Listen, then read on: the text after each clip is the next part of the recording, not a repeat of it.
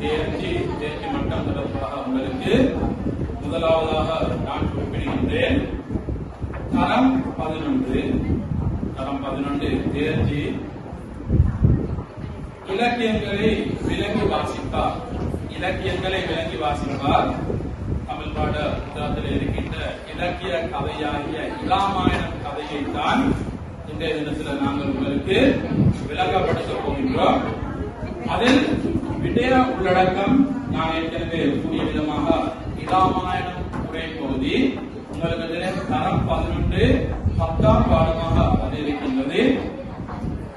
அதில் தேர்ச்சி மட்டங்களாக உரை பகுதியை உரத்து வாசிப்பார்.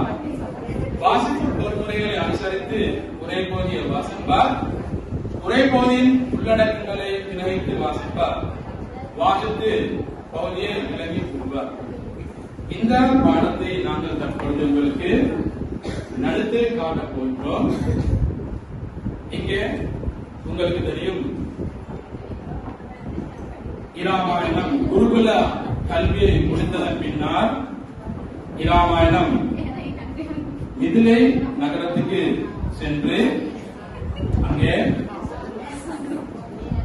சீதா தேவியை கண்டு அங்கே இருவரிடமும் காதல் ஏற்பட்டு மீண்டும் அயோத்தி நகரத்துக்கு சீதாதேவி அழைத்து வருகின்றார்.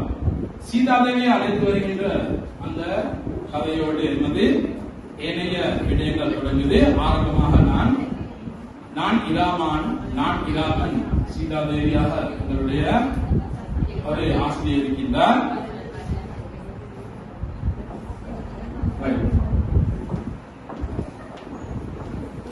உங்களுக்கு தெரியும், குருகுல கல்வி நான் முடித்ததன் பின்னால்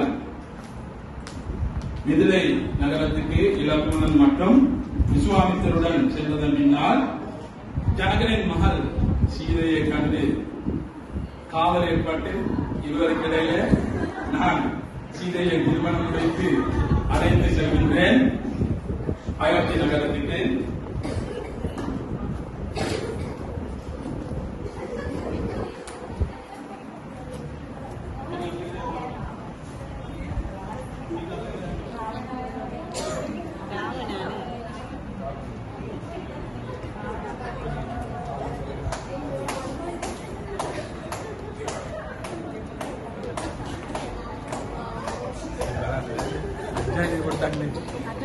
வெக்கமா இருக்கு, வீட்டுக்கு போக முடியாது.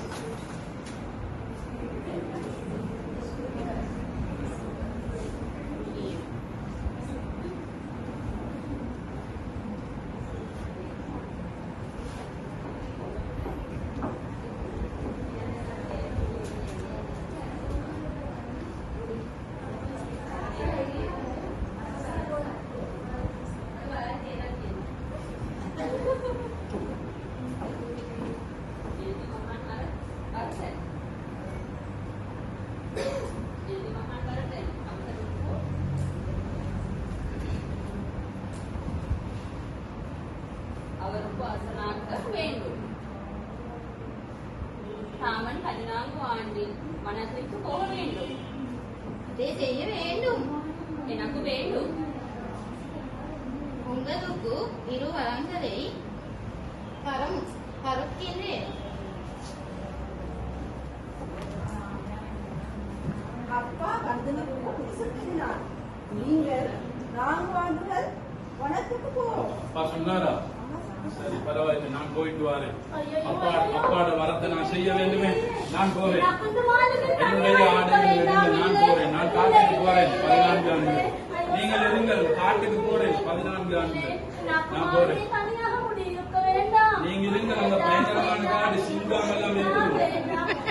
என்ன செய்ய வருவீங்களா?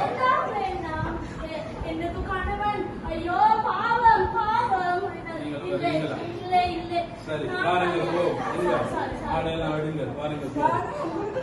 வருவீங்களா? சரி 2 பேரும் பாருங்க. நான் போ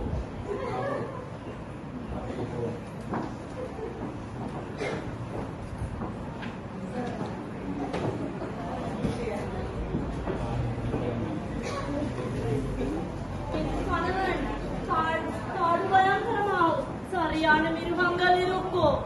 நான் உங்களுக்கு சொன்னேன் வரவே நான்